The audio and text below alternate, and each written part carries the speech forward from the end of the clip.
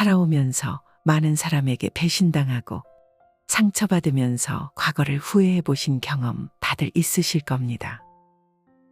다른 사람에게 좋은 사람으로 보이고 싶어서 친절하게 대해줬을 뿐인데 대부분의 사람들은 친절을 악용합니다. 부처님과 동서양의 철학자들은 공통적으로 다른 사람에게 너무 너그럽기만 해서는 안 된다고 말합니다. 오늘은 부처님 말씀과 동서양의 철학자들의 저서를 바탕으로 타인에게 이용당하지 않는 방법 그리고 노후의 인생에 대해 배워보겠습니다. 다른 사람에게 너무 너그럽게 대하거나 다정하게만 대해서는 안 된다. 인간은 너그럽게 대하면 버릇이 없어지는 모습이 꼭 어린아이와 비슷하다. 그렇기에 다른 사람을 너무 너그럽게 대하거나 다정하게만 대해서는 안 된다. 일반적으로 친구에게 돈을 빌려주는 것을 거절하면 친구를 잃지는 않지만 돈을 빌려주면 바로 친구를 잃게 되는 것과 같은 이치이다. 그것과 마찬가지로 다소 거만하고 소홀한 행동을 한다고 해서 쉽게 친구를 잃지는 않는다. 그러나 종종 너무 과한 친절과 예의는 상대를 오만하고 참을 수 없는 태도를 가진 사람으로 만들어 결국 파국을 초래한다. 사람들은 특히 자신이 상대에게 꼭 필요하다는 생각을 한다. 그러한 생각은 오만함과는 뗄래야 뗄 수 없는 동반자이다. 결국 그는 오만해지고 주제넘는 행동을 하게 된다. 어느 정도 당신이 그들과 어울리고 있고 친밀한 대화를 나눈다는 사실만으로도 그런 생각을 하는 경우도 있다. 그렇게 되면 그들은 당신이 어느 정도는 무엇이 되었든 그것을 참아야 한다고 생각할 것이고 곧 공손함의 한계를 넓히려 할 것이다. 그래서 더 친밀한 관계 교제를 하기에 적합한 사람은 거의 없으며 비열한 본성으로 스스로를 천박하게 만들지 않도록 조심해야 하는 것이다. 게다가 어떤 사람은 자신이 나를 필요로 하는 것보다 더 내가 자신을 필요로 한다는 생각이 들면 즉시 무언가를 도둑맞은 것 같은 기분을 느끼게 되어 그는 도둑맞은 것을 되찾기 위해 안갚음을 하려 할 것이다. 사람 간의 교제에서 우월함은 어떤 방식으로든 상대가 필요하지 않다는 사실과 그러한 사실을 드러내 보이는 것에서 생겨난다. 그러므로 남자든 여자든 상관없이 모든 사람에게 당신 없이도 잘 지낼 수 있다는 사실을 가끔 느끼게 해주는 것이 바람직하다. 그러면 둘의 우정도 더욱 돈독해진다. 그뿐 아니라 대부분의 사람들은 가끔 약간의 무시를 당하더라도 아무런 해를 끼치지 않고 오히려 그럴수록 그들은 우리의 우정을 더욱 소중하게 생각한다. 이런 사실을 뒷받침하는 이탈리아 속담으로 존경하지 않는 자, 존경받는다 라는 말이 있다. 그러나 어떤 사람이 정말 소중하고 귀한 가치가 있다면 우리는 그런 사실이 마치 범죄라도 되는 것처럼 그에게 이 사실을 숨겨야만 한다. 그것이 썩 즐거운 일은 아니지만 그것은 엄연한 진실이다. 걔도 너무 큰 친절만 베풀면 얌전해지지 않는데 하물며 사람은 말할 것도 없다. 그의 잘못을 용서하고 있는다면 그는 같은 잘못을 또 저지른다. 용서하고 있는다는 것은 자신이 겪은 귀중한 경험을 창밖으로 내던져버리는 것이다. 긍정적인 경우에 대해서는 그다지 할 말이 많지 않을 것이다. 말을 하는 것이 그리 큰 도움이 되지 않을 것이기 때문이다. 그렇기에 당신은 경고를 하든지 아니면 그냥 내버려 두든지 해서 그 문제를 그냥 내버려 두어야 한다. 반면 부정적인 경우에는 즉시 그 친구와 영원히 헤어져야만 하고 그가 하인이라면 바로 내쫓아야 한다. 비록 지금은 그들이 당신에게 다시는 그런 행동을 하지 않겠다고 진심으로 약속하겠지만 불가피하게 같은 상황이 발생하면 똑같은 행동을 다시 하거나 아니면 거의 비슷한 일을 할 것이기 때문이다. 타인의 의견 속에서 살지 말고 자신의 의견 속에서 살라. 우리의 행복을 위해서는 건강이 가장 중요하며 건강 다음으로는 우리를 유지해주는 수단, 즉 걱정 없이 살아가는 것이 중요하다. 많은 사람들이 명예, 부귀, 지위, 명성에 큰 가치를 부여하긴 하지만 이러한 필수적인 것들과 경쟁할 수도 대체할 수도 없다. 오히려 본질적인 자산을 위해 필요하다면 그러한 것들은 미련 없이 희생해야 할 것이다. 그래서 사람들은 모두 자신의 의견 속에서 살아가는 것이고 타인의 의견 속에서 사는 것이 아니라는 단순한 통찰을 얻는다면 그것은 우리의 행복에 큰 도움을 줄 것이다.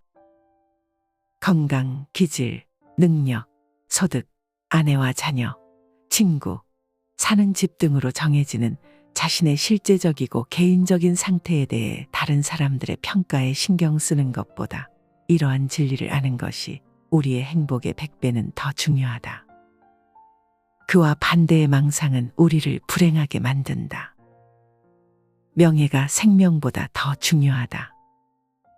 고 말하는 것은 실제로 존재와 안녕은 가치가 없으며 우리에 대한 다른 이의 생각이 더 중요하다는 의미이다. 이것은 사회적 지위를 얻기 위해서는 명예, 즉 우리에 대한 타인의 생각이 종종 반드시 필요하다는 단순한 진실이 근거로 삼는 과장된 말로 간주될 수 있다. 남들의 시선을 의식하면서 산다면 결코 행복할 수 없다.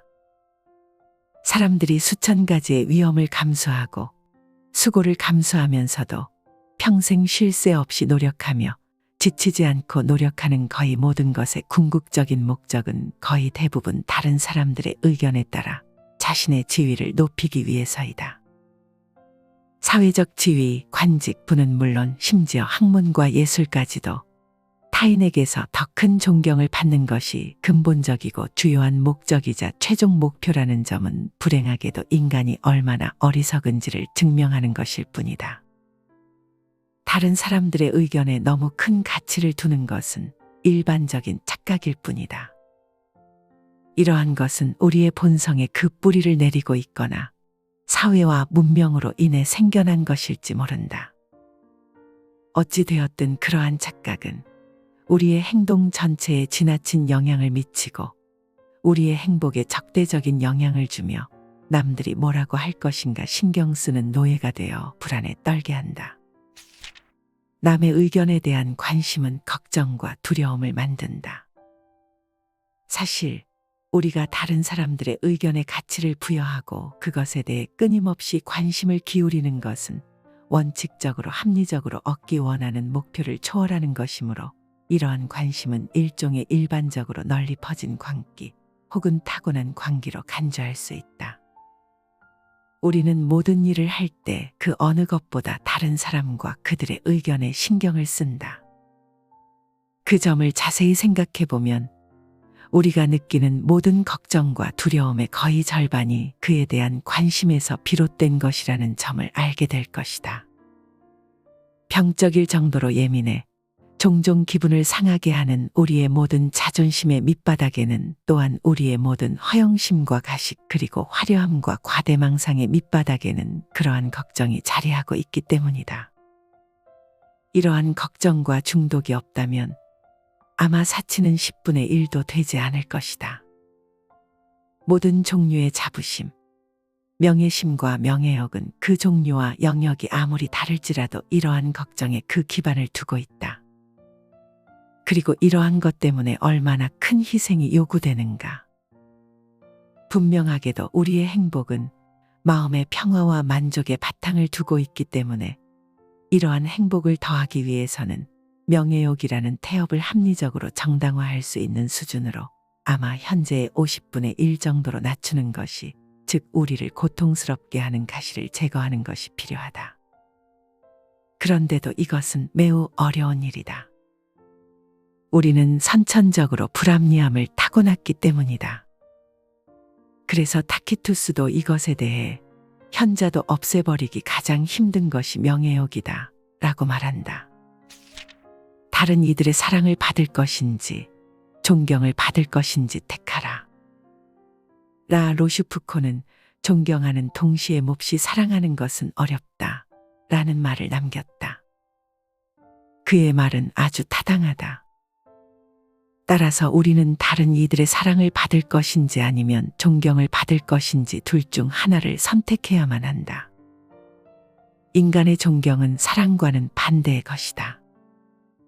존경은 사람의 의지에 반해 강요되는 것에 불과하고 그런 이유로 대부분 은폐된다.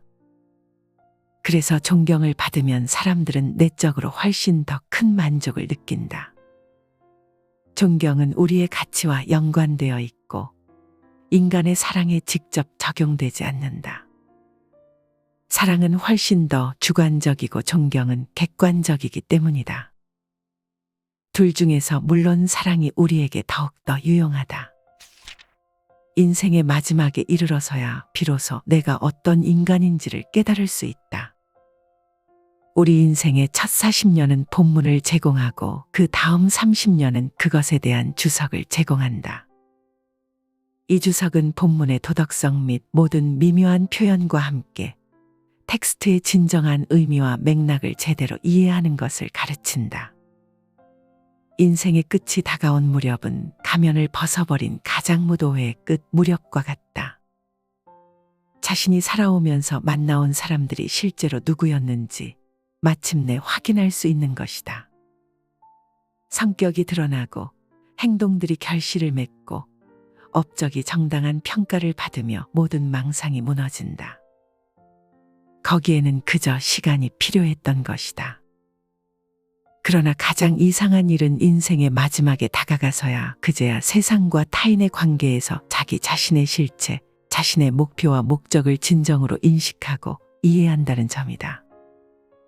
항상은 아니지만 자주 예전에 생각했던 것보다 자신을 더 낮은 위치로 보아야 하는 경우가 있고 때로는 더 높은 위치로 보아야 할 때도 있다. 이것은 세상의 천박함에 대해 충분한 생각이 없었기 때문에 세상보다 더 높은 곳에 자신의 목표를 두었기 때문이다. 그러다 우연히 당신이 어떤 인간인지를 깨닫게 되는 것이다. 노년기의 삶은 결코 슬프지 않다. 보통 젊은 시절을 인생의 행복한 시간으로 노년기는 슬픈 시간이라고 부른다. 열정이 행복을 가져온다면 그것은 사실일 것이다. 젊은 시절에는 이러한 열정 때문에 이리저리 끌려다니며 기쁨은 적고 고통은 크다. 하지만 차가운 노년기가 되면 열정은 그들을 내버려 둔다. 대신 노년기의 삶은 명상의 손길을 얻는다. 인식이 자유로워지고 우월적인 위치를 차지하기 때문이다. 이 인식은 그것 자체로는 고통이 없기 때문에 인식이 의식 속에서 우세할수록 인간은 더욱 행복해진다. 열정이 행복을 가져올 수 없고 어느 특정한 쾌락을 경험하지 못했다고 해서 노년을 한탄할 필요가 없다는 사실을 이해하기 위해서는 모든 쾌락은 부정적이고 고통은 긍정적이라는 사실을 염두에 두어야 한다. 모든 즐거움이란 어떤 욕구를 만족시키는 것일 뿐이기 때문이다. 욕구가 충족되면 더 이상 즐거움도 없어진다는 사실은 식사를 한 후에는 더 이상 먹을 수 없고 잠을 푹 자고 난 뒤에는 깨어 있어야 한다는 것처럼 그렇게 한탄할 만한 일은 아니다. 노년기의 평정심이야말로 행복의 필수 조건이다. 청년기는 고난의 시기이고 노년기는 휴식의 시기이다. 이것만으로도 두 시기가 행복하게 생각하는 환경을 추측할 수 있을 것이다. 아직 어린아이는 눈앞에 보이는 형형색색의 온갖 물건을 가지고 싶은 욕심에 먼 곳으로 손을 뻗어 잡으려 한다. 아이의 감각기관이 아직 너무나 젊고 활기차고 어리기 때문에 이러한 사물의 자극을 받기 때문이다. 젊은 시절에는 이러한 현상이 좀 더 활발하게 나타난다. 그 역시 다채로운 세계와 다양한 형태의 큰 매력을 느낀다. 그의 상상력은 곧바로 세상이 줄 수 있는 것보다 더 많은 것을 만들어낸다. 그래서 청소년기에는 막연한 것에 대한 욕구와 갈망으로 가득 차 있다. 이러한 것들은 행복에 없어서는 안 되는 마음의 평온을 빼앗아가 버린다. 하지만 노년기에는 모든 것이 안정적이다. 피가 차가워져서 감각기관의 과민성이 줄어들었기 때문이기도 하다. 그러나 부분적으로는 경험으로 인해 사물의 가치나 쾌락의 내용을 정확하게 알게 되어 예전의 사물의 가치에 대한 자유롭고 순수한 견해를 가리고 왜곡시켰던 환상이나 망상, 편견에서 벗어났기 때문이다.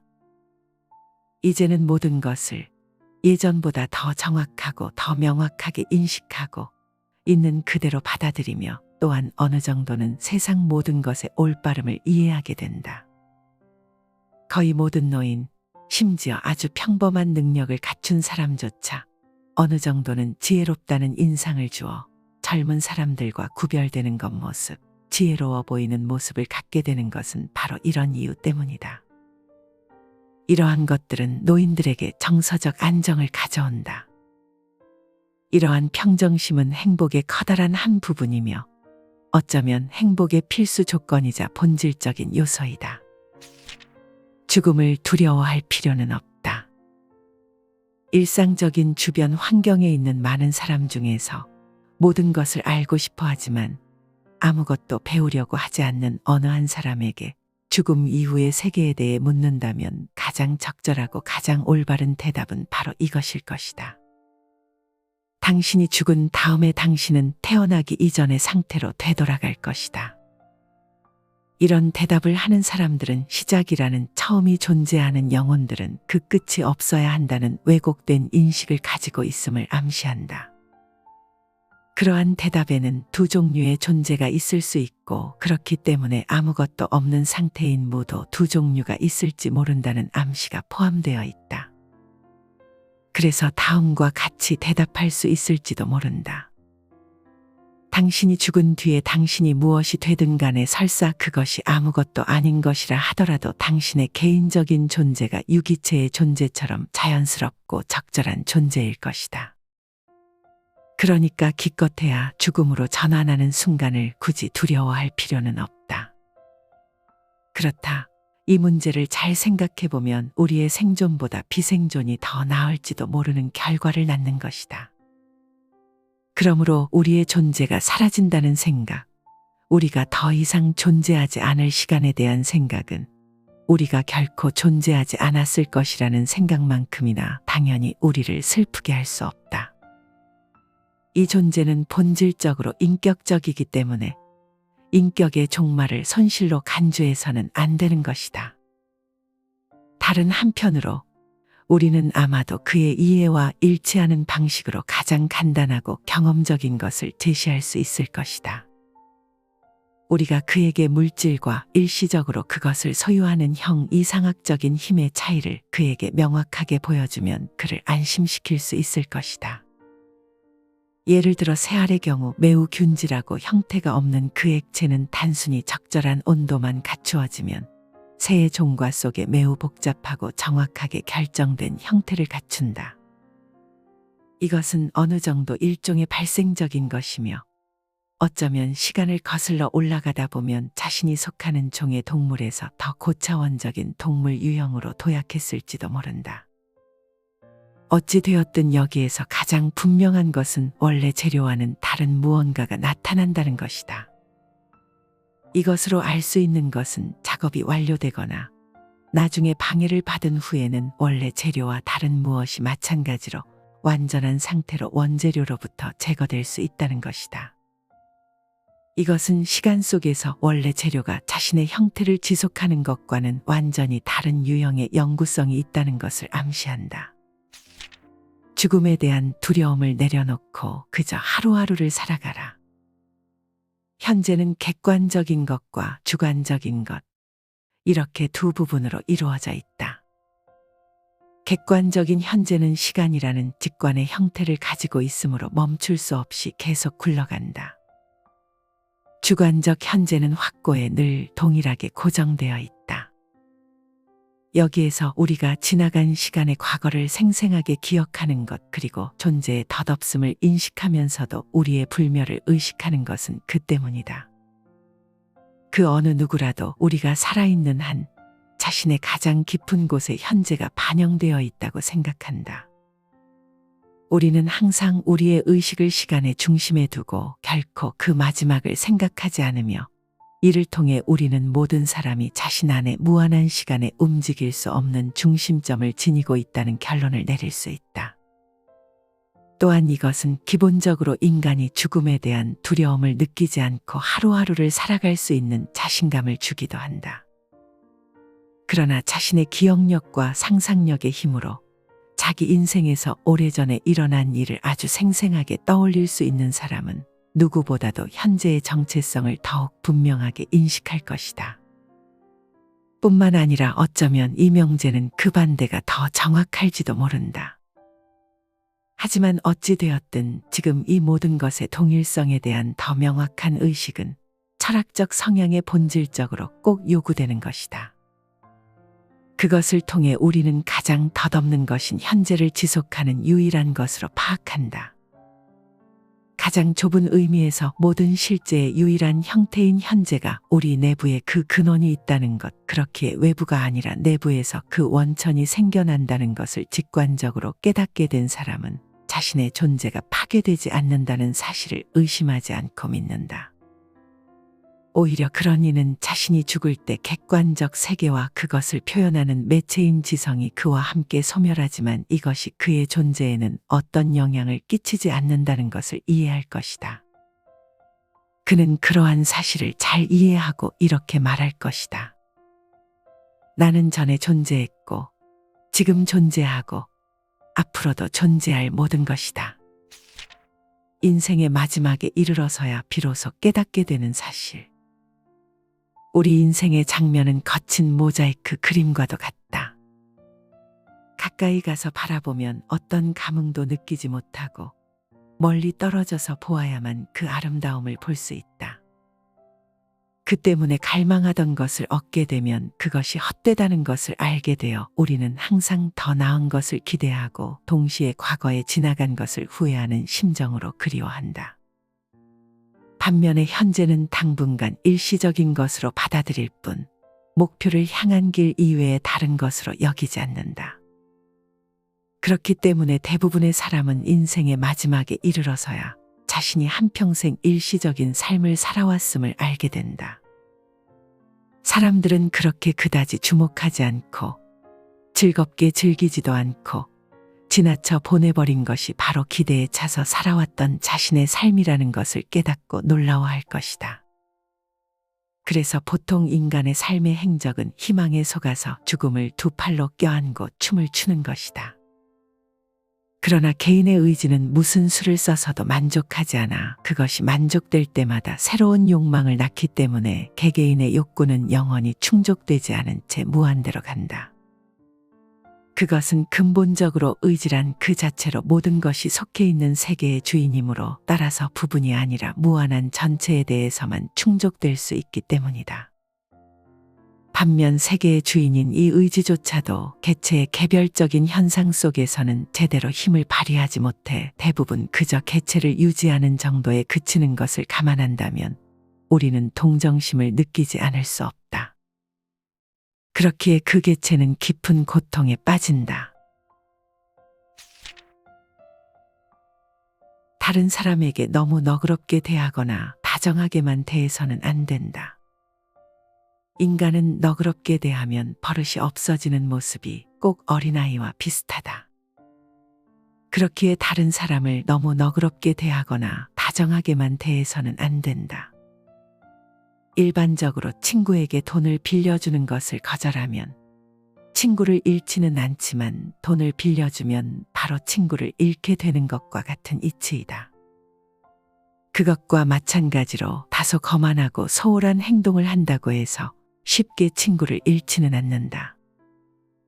그러나 종종 너무 과한 친절과 예의는 상대를 오만하고 참을 수 없는 태도를 가진 사람으로 만들어 결국 파국을 초래한다.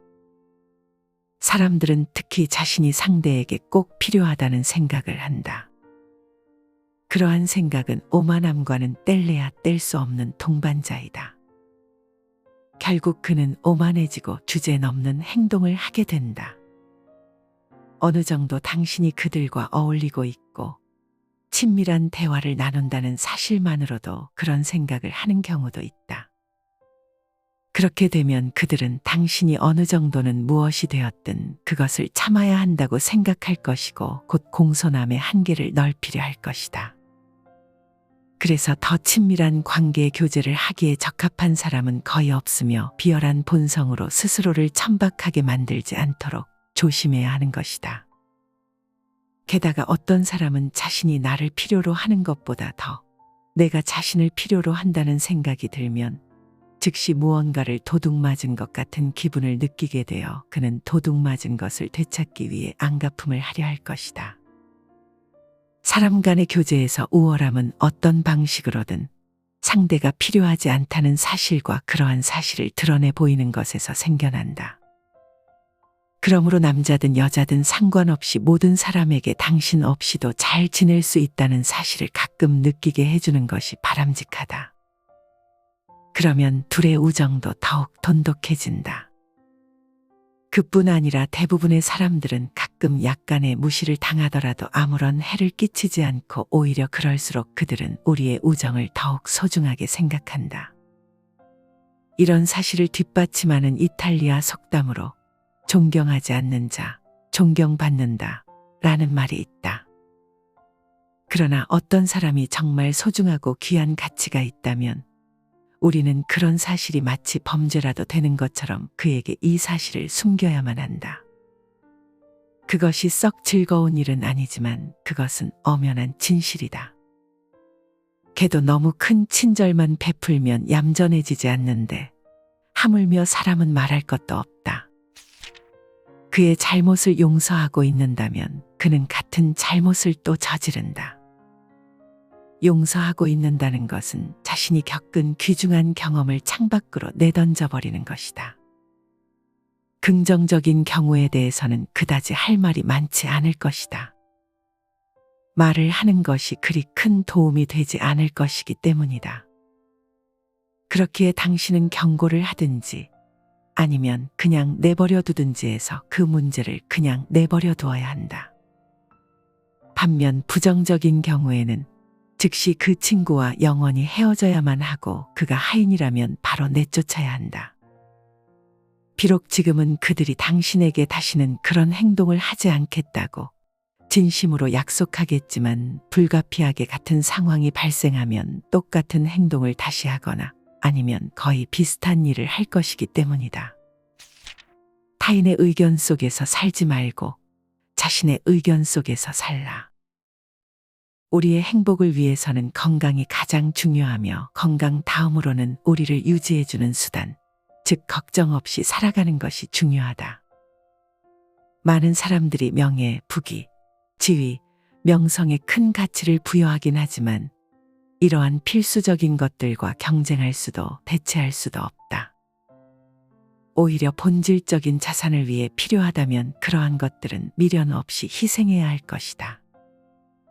그래서 사람들은 모두 자신의 의견 속에서 살아가는 것이고 타인의 의견 속에서 사는 것이 아니라는 단순한 통찰을 얻는다면 그것은 우리의 행복에 큰 도움을 줄 것이다.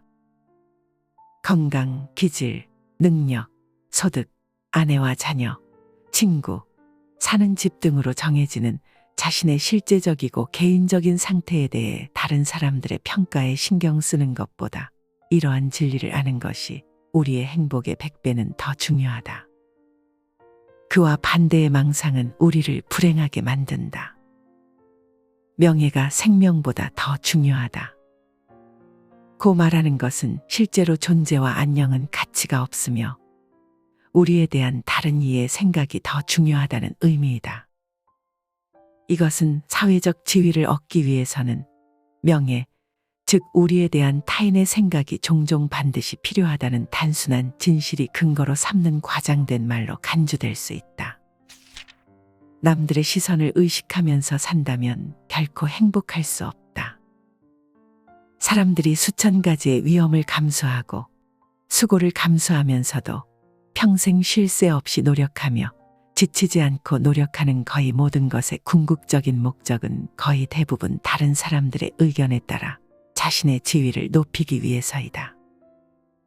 사회적 지위, 관직, 부는 물론 심지어 학문과 예술까지도 타인에게서 더 큰 존경을 받는 것이 근본적이고 주요한 목적이자 최종 목표라는 점은 불행하게도 인간이 얼마나 어리석은지를 증명하는 것일 뿐이다.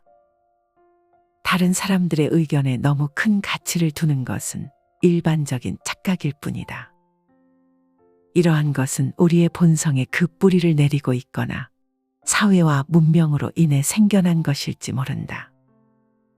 어찌 되었든 그러한 착각은 우리의 행동 전체에 지나친 영향을 미치고 우리의 행복에 적대적인 영향을 주며 남들이 뭐라고 할 것인가 신경 쓰는 노예가 되어 불안에 떨게 한다.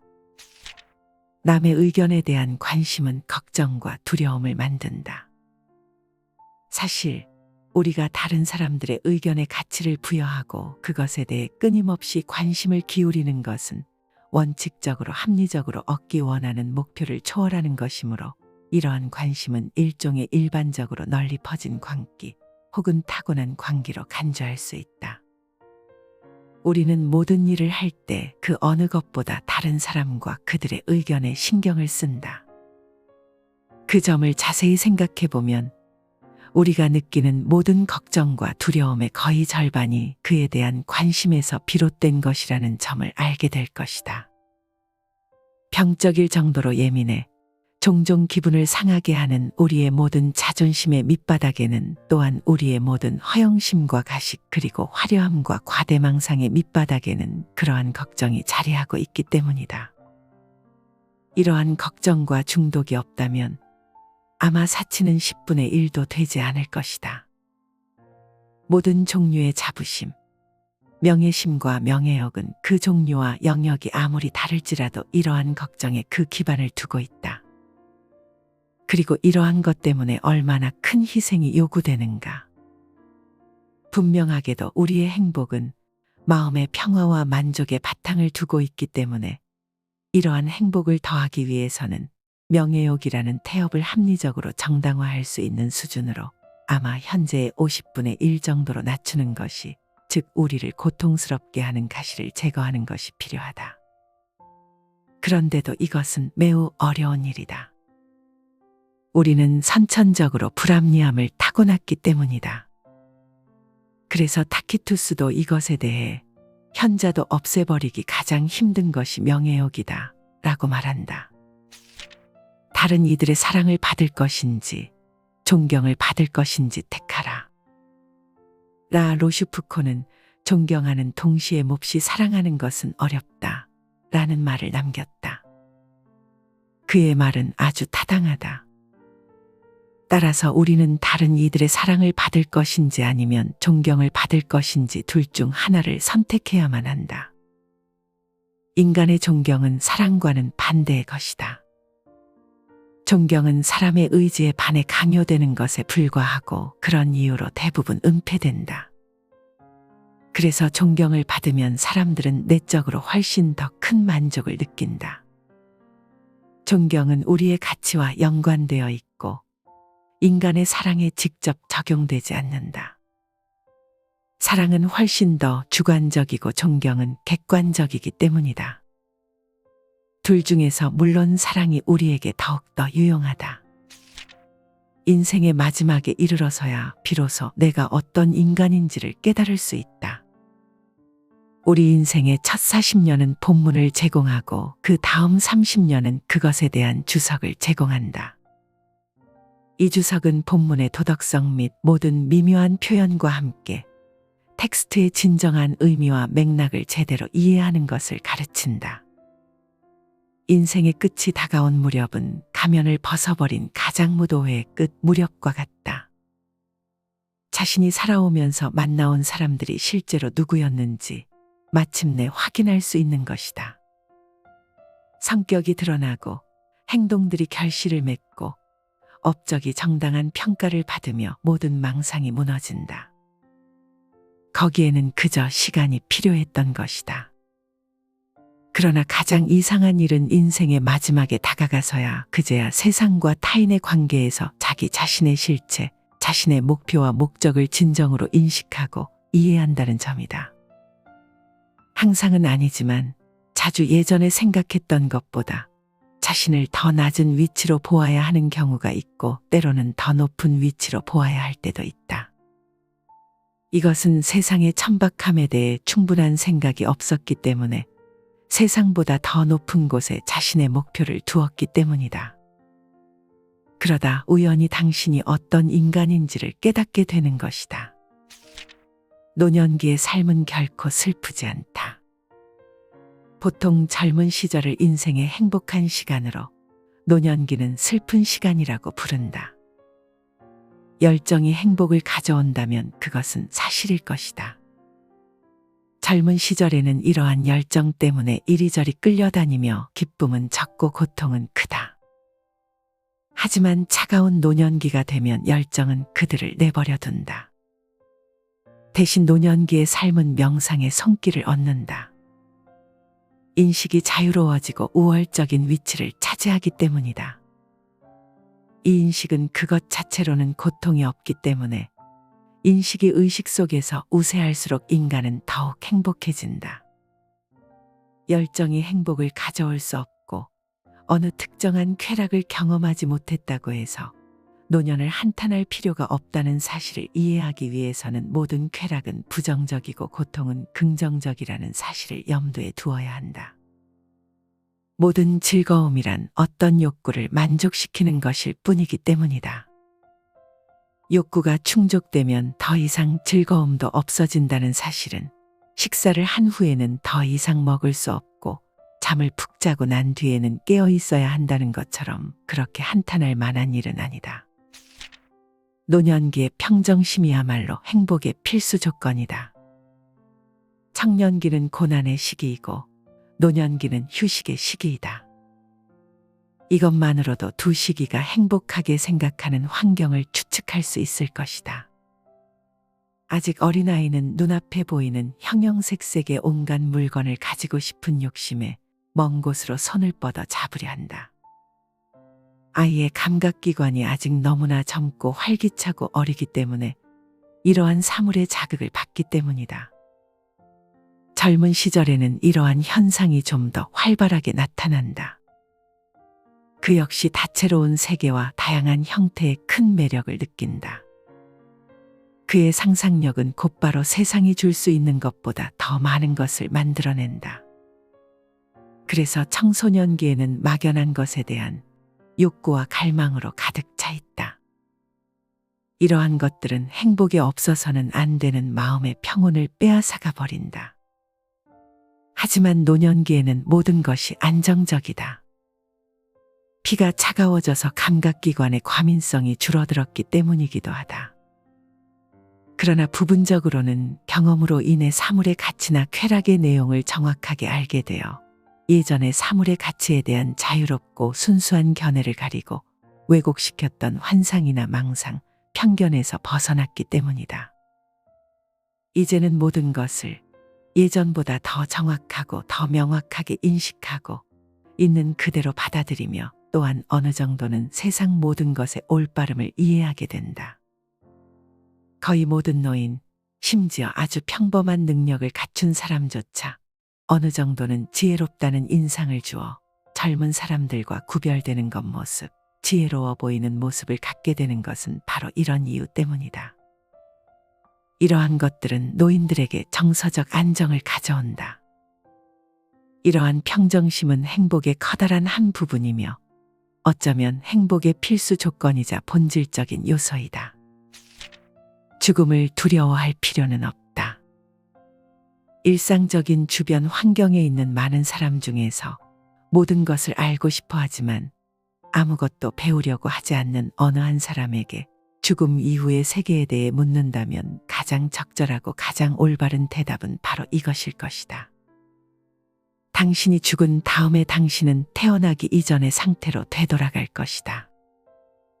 이런 대답을 하는 사람들은 시작이라는 처음이 존재하는 영혼들은 그 끝이 없어야 한다는 왜곡된 인식을 가지고 있음을 암시한다. 그러한 대답에는 두 종류의 존재가 있을 수 있고 그렇기 때문에 아무것도 없는 상태인 무도 두 종류가 있을지 모른다는 암시가 포함되어 있다. 그래서 다음과 같이 대답할 수 있을지도 모른다. 당신이 죽은 뒤에 당신이 무엇이 되든 간에 설사 그것이 아무것도 아닌 것이라 하더라도 당신의 개인적인 존재가 유기체의 존재처럼 자연스럽고 적절한 존재일 것이다. 그러니까 기껏해야 죽음으로 전환하는 순간을 굳이 두려워할 필요는 없다. 그렇다. 이 문제를 잘 생각해 보면 우리의 생존보다 비생존이 더 나을지도 모르는 결과를 낳는 것이다. 그러므로 우리의 존재가 사라진다는 생각, 우리가 더 이상 존재하지 않을 시간에 대한 생각은 우리가 결코 존재하지 않았을 것이라는 생각만큼이나 당연히 우리를 슬프게 할 수 없다. 이 존재는 본질적으로 인격적이기 때문에 인격의 종말을 손실로 간주해서는 안 되는 것이다. 다른 한편으로 우리는 아마도 그의 이해와 일치하는 방식으로 가장 간단하고 경험적인 것을 제시할 수 있을 것이다. 우리가 그에게 물질과 일시적으로 그것을 소유하는 이상학적인 힘의 차이를 그에게 명확하게 보여주면 그를 안심시킬 수 있을 것이다. 예를 들어 새알의 경우 매우 균질하고 형태가 없는 그 액체는 단순히 적절한 온도만 갖추어지면 새의 종과 속에 매우 복잡하고 정확하게 결정된 형태를 갖춘다. 이것은 어느 정도 일종의 발생적인 것이며 어쩌면 시간을 거슬러 올라가다 보면 자신이 속하는 종의 동물에서 더 고차원적인 동물 유형으로 도약했을지도 모른다. 어찌 되었든 여기에서 가장 분명한 것은 원래 재료와는 다른 무언가가 나타난다는 것이다. 이것으로 알 수 있는 것은 작업이 완료되거나 나중에 방해를 받은 후에는 원래 재료와 다른 무엇이 마찬가지로 완전한 상태로 원재료로부터 제거될 수 있다는 것이다. 이것은 시간 속에서 원래 재료가 자신의 형태를 지속하는 것과는 완전히 다른 유형의 영구성이 있다는 것을 암시한다. 죽음에 대한 두려움을 내려놓고 그저 하루하루를 살아가라. 현재는 객관적인 것과 주관적인 것, 이렇게 두 부분으로 이루어져 있다. 객관적인 현재는 시간이라는 직관의 형태를 가지고 있으므로 멈출 수 없이 계속 굴러간다. 주관적 현재는 확고에 늘 동일하게 고정되어 있다. 여기에서 우리가 지나간 시간의 과거를 생생하게 기억하는 것 그리고 존재의 덧없음을 인식하면서도 우리의 불멸을 의식하는 것은 그 때문이다. 그 어느 누구라도 우리가 살아있는 한 자신의 가장 깊은 곳에 현재가 반영되어 있다고 생각한다. 우리는 항상 우리의 의식을 시간의 중심에 두고 결코 그 마지막을 생각하지 않으며 이를 통해 우리는 모든 사람이 자신 안에 무한한 시간에 움직일 수 없는 중심점을 지니고 있다는 결론을 내릴 수 있다. 또한 이것은 기본적으로 인간이 죽음에 대한 두려움을 느끼지 않고 하루하루를 살아갈 수 있는 자신감을 주기도 한다. 그러나 자신의 기억력과 상상력의 힘으로 자기 인생에서 오래전에 일어난 일을 아주 생생하게 떠올릴 수 있는 사람은 누구보다도 현재의 정체성을 더욱 분명하게 인식할 것이다. 뿐만 아니라 어쩌면 이 명제는 그 반대가 더 정확할지도 모른다.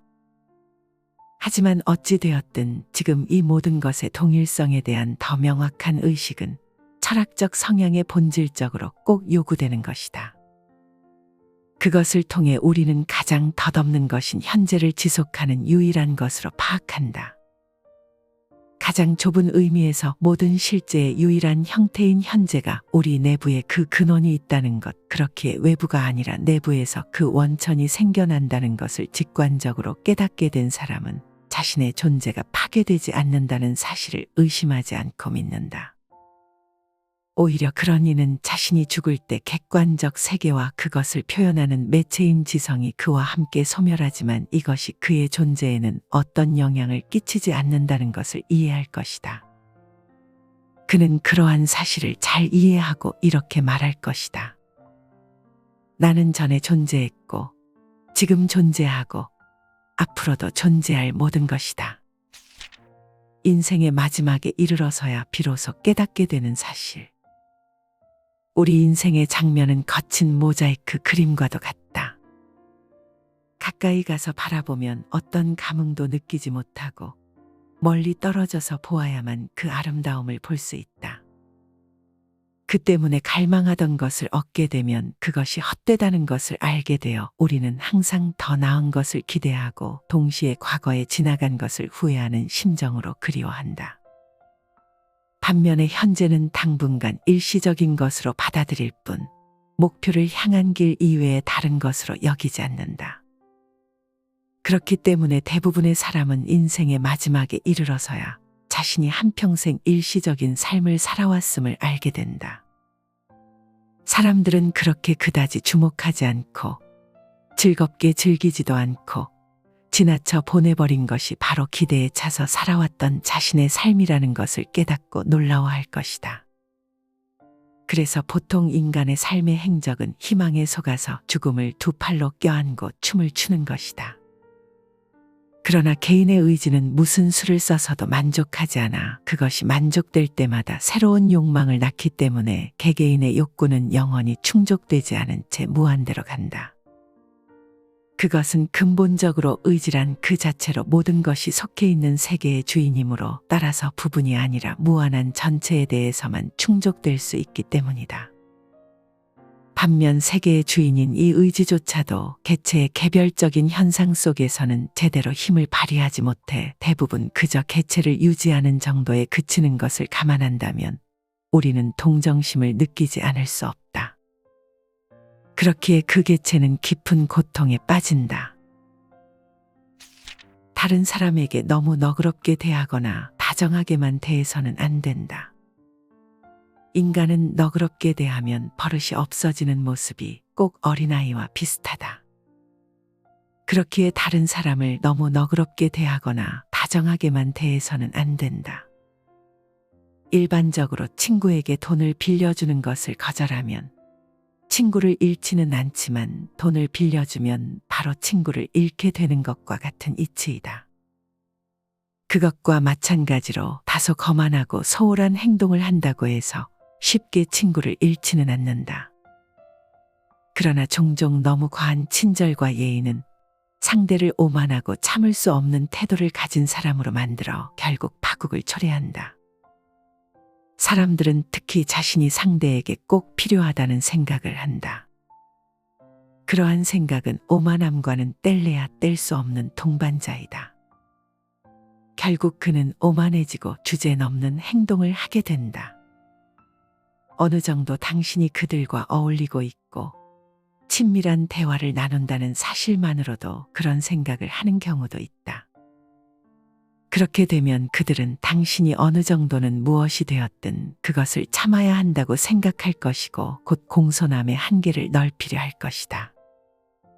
그래서 더 친밀한 관계 교제를 하기에 적합한 사람은 거의 없으며 비열한 본성으로 스스로를 천박하게 만들지 않도록 조심해야 하는 것이다.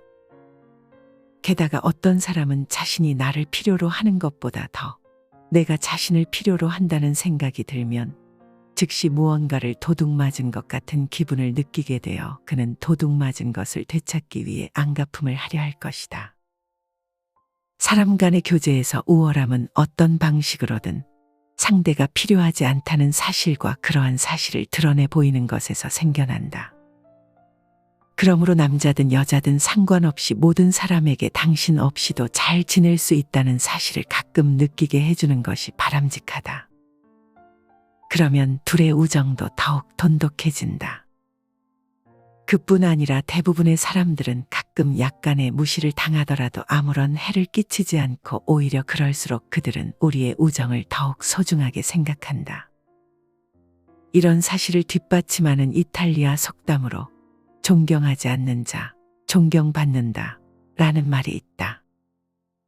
그러나 어떤 사람이 정말 소중하고 귀한 가치가 있다면 우리는 그런 사실이 마치 범죄라도 되는 것처럼 그에게 이 사실을 숨겨야만 한다. 그것이 썩 즐거운 일은 아니지만 그것은 엄연한 진실이다. 걔도 너무 큰 친절만 베풀면 얌전해지지 않는데 하물며 사람은 말할 것도 없다. 그의 잘못을 용서하고 있는다면 그는 같은 잘못을 또 저지른다. 용서하고 있는다는 것은 자신이 겪은 귀중한 경험을 창밖으로 내던져 버리는 것이다. 긍정적인 경우에 대해서는 그다지 할 말이 많지 않을 것이다. 말을 하는 것이 그리 큰 도움이 되지 않을 것이기 때문이다. 그렇기에 당신은 경고를 하든지 아니면 그냥 내버려 두든지 해서 그 문제를 그냥 내버려 두어야 한다. 반면 부정적인 경우에는 즉시 그 친구와 영원히 헤어져야만 하고 그가 하인이라면 바로 내쫓아야 한다. 비록 지금은 그들이 당신에게 다시는 그런 행동을 하지 않겠다고 진심으로 약속하겠지만 불가피하게 같은 상황이 발생하면 똑같은 행동을 다시 하거나 아니면 거의 비슷한 일을 할 것이기 때문이다. 타인의 의견 속에서 살지 말고 자신의 의견 속에서 살라. 우리의 행복을 위해서는 건강이 가장 중요하며 건강 다음으로는 우리를 유지해주는 수단, 즉 걱정 없이 살아가는 것이 중요하다. 많은 사람들이 명예, 부귀, 지위, 명성에 큰 가치를 부여하긴 하지만 이러한 필수적인 것들과 경쟁할 수도 대체할 수도 없다. 오히려 본질적인 자산을 위해 필요하다면 그러한 것들은 미련 없이 희생해야 할 것이다. 그래서 사람들은 모두 자신의 의견 속에서 살아가는 것이고 타인의 의견 속에서 사는 것이 아니라는 단순한 통찰을 얻는다면 그것은 우리의 행복에 큰 도움을 줄 것이다. 건강, 기질, 능력, 소득, 아내와 자녀, 친구, 사는 집 등으로 정해지는 자신의 실제적이고 개인적인 상태에 대해 다른 사람들의 평가에 신경 쓰는 것보다 이러한 진리를 아는 것이 우리의 행복의 100배는 더 중요하다. 그와 반대의 망상은 우리를 불행하게 만든다. 명예가 생명보다 더 중요하다. 고 말하는 것은 실제로 존재와 안녕은 가치가 없으며 우리에 대한 다른 이의 생각이 더 중요하다는 의미이다. 이것은 사회적 지위를 얻기 위해서는 명예, 즉 우리에 대한 타인의 생각이 종종 반드시 필요하다는 단순한 진실이 근거로 삼는 과장된 말로 간주될 수 있다. 남들의 시선을 의식하면서 산다면 결코 행복할 수 없다. 사람들이 수천 가지의 위험을 감수하고 수고를 감수하면서도 평생 쉴 새 없이 노력하며 지치지 않고 노력하는 거의 모든 것의 궁극적인 목적은 거의 대부분 다른 사람들의 의견에 따라 자신의 지위를 높이기 위해서이다. 사회적 지위, 관직, 부는 물론 심지어 학문과 예술까지도 타인에게서 더 큰 존경을 받는 것이 근본적이고 주요한 목적이자 최종 목표라는 점은 불행하게도 인간이 얼마나 어리석은지를 증명하는 것일 뿐이다. 다른 사람들의 의견에 너무 큰 가치를 두는 것은 일반적인 착각일 뿐이다. 이러한 것은 우리의 본성에 그 뿌리를 내리고 있거나 사회와 문명으로 인해 생겨난 것일지 모른다. 어찌 되었든 그러한 착각은 우리의 행동 전체에 지나친 영향을 미치고 우리의 행복에 적대적인 영향을 주며 남들이 뭐라고 할 것인가 신경 쓰는 노예가 되어 불안에 떨게 한다. 남의 의견에 대한 관심은 걱정과 두려움을 만든다.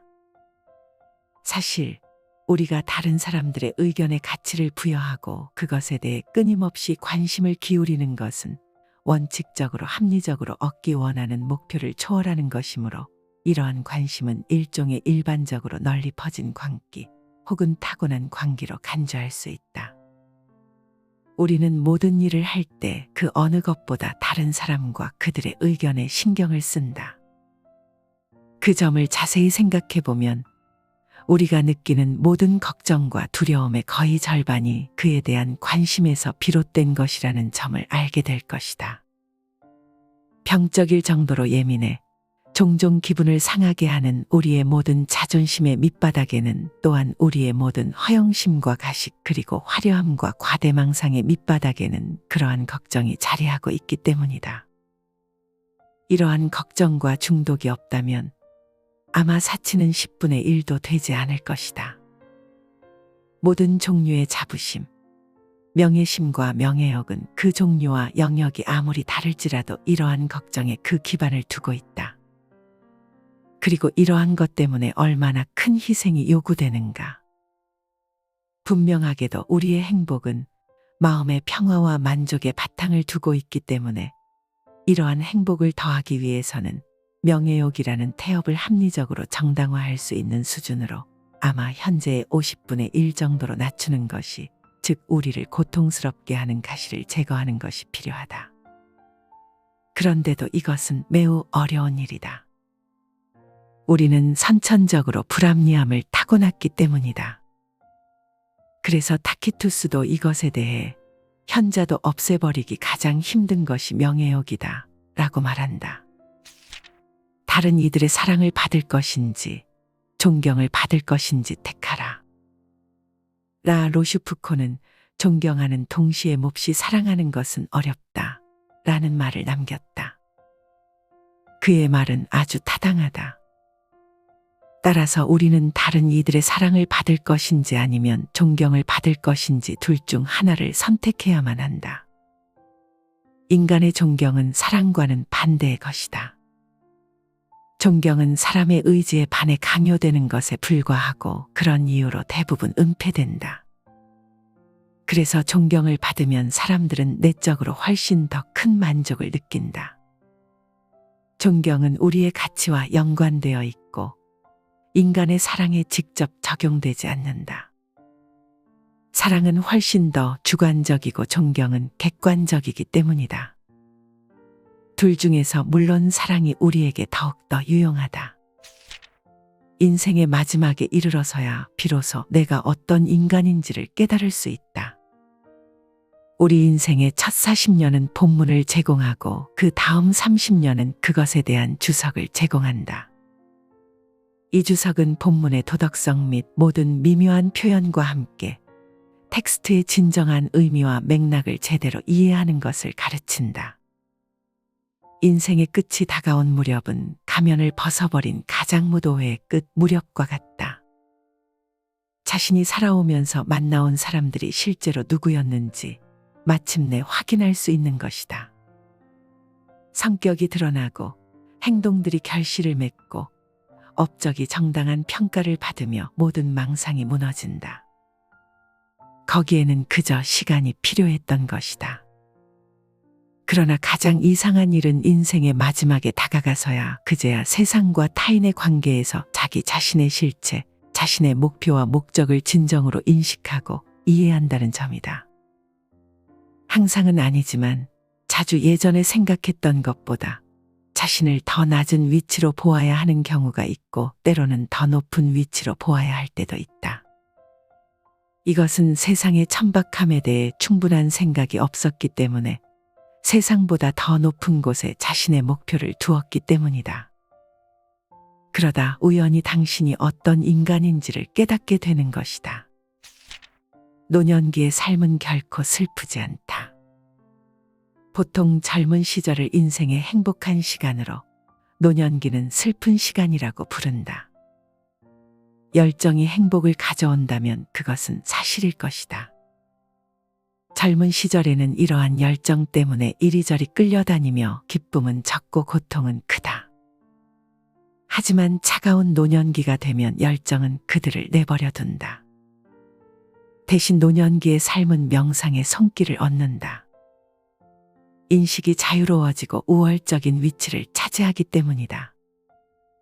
이 인식은 그것 자체로는 고통이 없기 때문에 인식이 의식 속에서 우세할수록 인간은 더욱 행복해진다.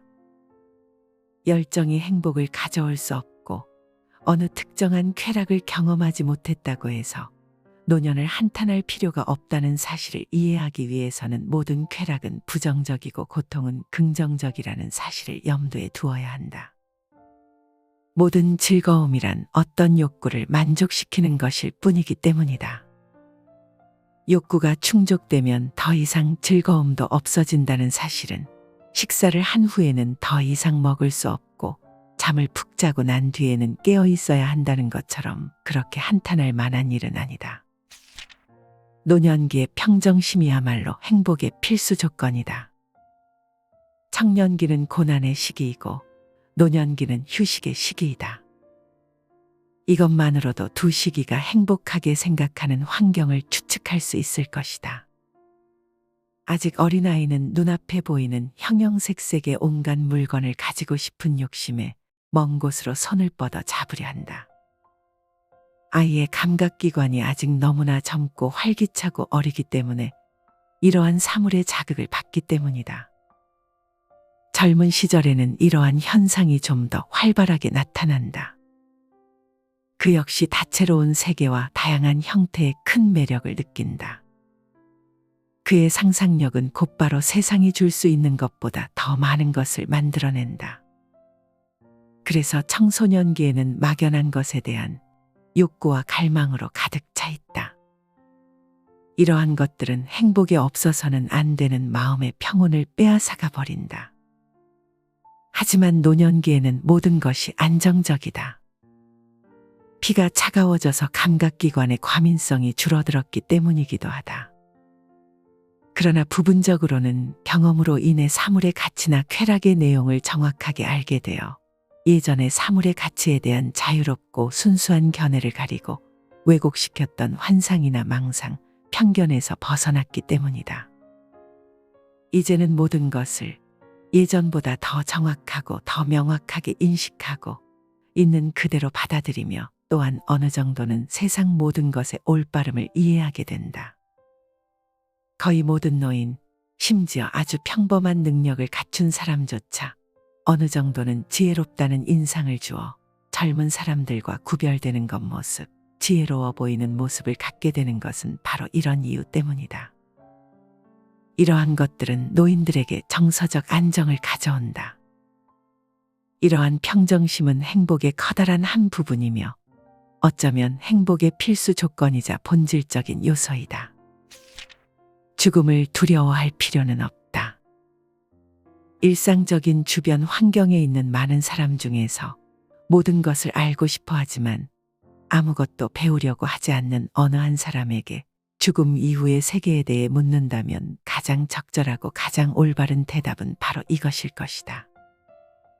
당신이 죽은 다음에 당신은 태어나기 이전의 상태로 되돌아갈 것이다. 이런 대답을 하는 사람들은 시작이라는 처음이 존재하는 영혼들은 그 끝이 없어야 한다는 왜곡된 인식을 가지고 있음을 암시한다. 그러한 대답에는 두 종류의 존재가 있을 수 있고 그렇기 때문에 아무것도 없는 상태인 무도 두 종류가 있을지 모른다는 암시가 포함되어 있다. 그래서 다음과 같이 대답할 수 있을지도 모른다.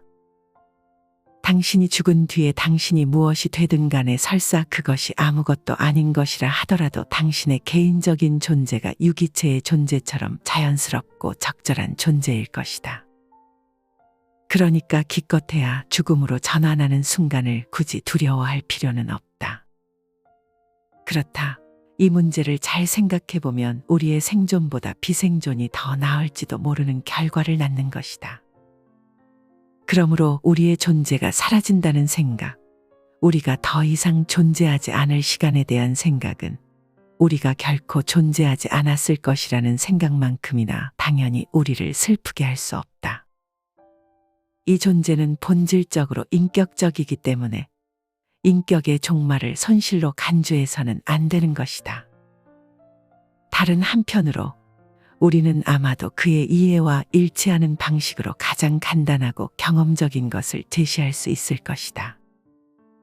우리가 그에게 물질과 일시적으로 그것을 소유하는 이상학적인 힘의 차이를 그에게 명확하게 보여주면 그를 안심시킬 수 있을 것이다.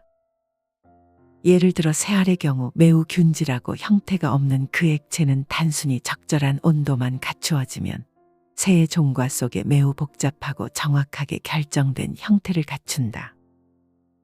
이것은 어느 정도 일종의 발생적인 것이며 어쩌면 시간을 거슬러 올라가다 보면 자신이 속하는 종의 동물에서 더 고차원적인 동물 유형으로 도약했을지도 모른다. 어찌 되었든 여기에서 가장 분명한 것은 원래 재료와는 다른 무언가가 나타난다는 것이다. 이것으로 알 수 있는 것은 작업이 완료되거나 나중에 방해를 받은 후에는 원래 재료와 다른 무엇이 마찬가지로 완전한 상태로 원재료로부터 제거될 수 있다는 것이다. 이것은 시간 속에서 원래 재료가 자신의 형태를 지속하는 것과는 완전히 다른 유형의 영구성이 있다는 것을 암시한다. 죽음에 대한 두려움을 내려놓고 그저 하루하루를 살아가라. 현재는 객관적인 것과 주관적인 것, 이렇게 두 부분으로 이루어져 있다.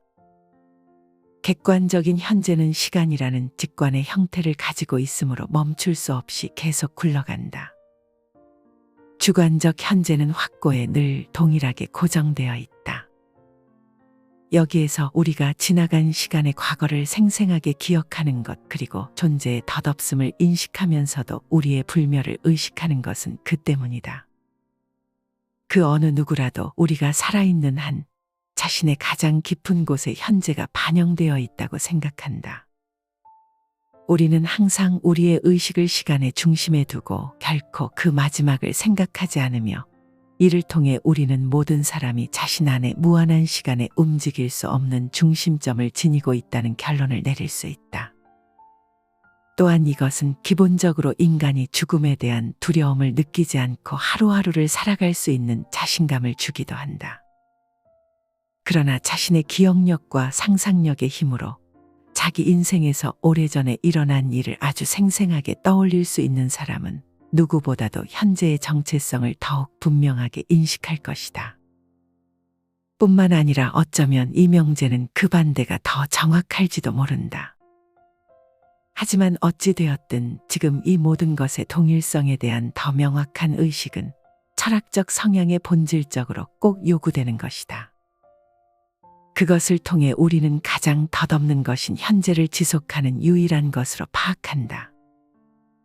가장 좁은 의미에서 모든 실제의 유일한 형태인 현재가 우리 내부에 그 근원이 있다는 것, 그렇기에 외부가 아니라 내부에서 그 원천이 생겨난다는 것을 직관적으로 깨닫게 된 사람은 자신의 존재가 파괴되지 않는다는 사실을 의심하지 않고 믿는다. 오히려 그런 이는 자신이 죽을 때 객관적 세계와 그것을 표현하는 매체인 지성이 그와 함께 소멸하지만 이것이 그의 존재에는 어떤 영향을 끼치지 않는다는 것을 이해할 것이다. 그는 그러한 사실을 잘 이해하고 이렇게 말할 것이다. 나는 전에 존재했고, 지금 존재하고, 앞으로도 존재할 모든 것이다. 인생의 마지막에 이르러서야 비로소 깨닫게 되는 사실. 우리 인생의 장면은 거친 모자이크 그림과도 같다. 가까이 가서 바라보면 어떤 감흥도 느끼지 못하고 멀리 떨어져서 보아야만 그 아름다움을 볼 수 있다. 그 때문에 갈망하던 것을 얻게 되면 그것이 헛되다는 것을 알게 되어 우리는 항상 더 나은 것을 기대하고 동시에 과거에 지나간 것을 후회하는 심정으로 그리워한다. 반면에 현재는 당분간 일시적인 것으로 받아들일 뿐 목표를 향한 길 이외의 다른 것으로 여기지 않는다. 그렇기 때문에 대부분의 사람은 인생의 마지막에 이르러서야 자신이 한평생 일시적인 삶을 살아왔음을 알게 된다. 사람들은 그렇게 그다지 주목하지 않고 즐겁게 즐기지도 않고 지나쳐 보내버린 것이 바로 기대에 차서 살아왔던 자신의 삶이라는 것을 깨닫고 놀라워할 것이다. 그래서 보통 인간의 삶의 행적은 희망에 속아서 죽음을 두 팔로 껴안고 춤을 추는 것이다. 그러나 개인의 의지는 무슨 수를 써서도 만족하지 않아 그것이 만족될 때마다 새로운 욕망을 낳기 때문에 개개인의 욕구는 영원히 충족되지 않은 채 무한대로 간다. 그것은 근본적으로 의지란 그 자체로 모든 것이 속해 있는 세계의 주인이므로 따라서 부분이 아니라 무한한 전체에 대해서만 충족될 수 있기 때문이다. 반면 세계의 주인인 이 의지조차도 개체의 개별적인 현상 속에서는 제대로 힘을 발휘하지 못해 대부분 그저 개체를 유지하는 정도에 그치는 것을 감안한다면 우리는 동정심을 느끼지 않을 수 없다. 그렇기에 그 개체는 깊은 고통에 빠진다.